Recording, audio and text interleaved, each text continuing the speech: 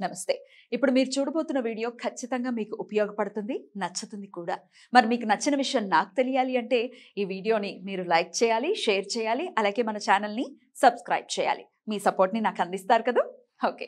ఇప్పుడు వీడియోని స్టార్ట్ చేద్దాం. నమస్కారం. రేపటి విశిష్టతని ఒకసారి చూద్దాం. రేపు 26వ తారీఖు జనవరి నెల 2024వ సంవత్సరం శుక్రవారం.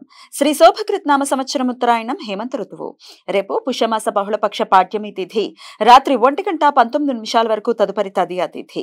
పుష్యమి నక్షత్రం ఉదయం 10:28 వరకు తదుపరి ఆశ్లేష నక్షత్రం.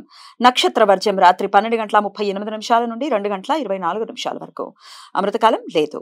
హైదరాబాద్ ప్రాంతం వారికి రేపు సూర్యోదయం ఉదయం 6:49 సూర్యాస్తమయం సాయంత్రం 6:08 చంద్రోదయం సాయంత్రం 6:43 చంద్రాస్తమయం ఉదయం 7:19 అభిజిత్ ముహూర్తం మధ్యాహ్నం 12:06 నుండి 12:51 వరకు. దుర్ముహూర్తం ఉదయం 9:05 నుండి 9:50 వరకు. మరల మధ్యాహ్నం 12:51 నుండి 1:37 వరకు.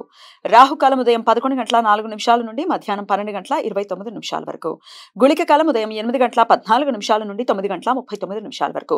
యమగంట కాలం మధ్యాహ్నం 3:18 నుండి సాయంత్రం 4:43 వరకు.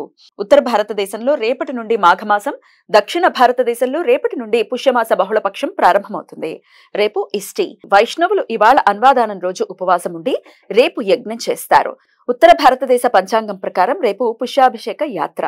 మాఘమాసంలో వచ్చే పుష్యమి నక్షత్రం రోజున జగన్నాథ స్వామికి పట్టాభిషేకం జరిగినది అని బ్రహ్మ విష్ణు మహేశ్వర్లతో పాటు ముక్కోటి దేవతలు, సప్త ఋషులు పట్టాభిషేక కార్యక్రమాలకు హాజరైన విశిష్టమైన రోజు అని భక్తుల విశ్వాసం. పూరి జగన్నాథ స్వామి వారి దేవాలయంలో రేపు ప్రత్యేక పూజలు జరుగుతాయి. ఈ సమాచారాన్ని మనకందించిన వారు మేడికొండూరు విశ్వనాథ్ ప్రసాద్ గారు. ఆయనకు కృతజ్ఞతలు తెలియజేస్తూ నారాయణ స్మరణతో సమస్త సన్మంగళాని భవంతు. నమస్కారం.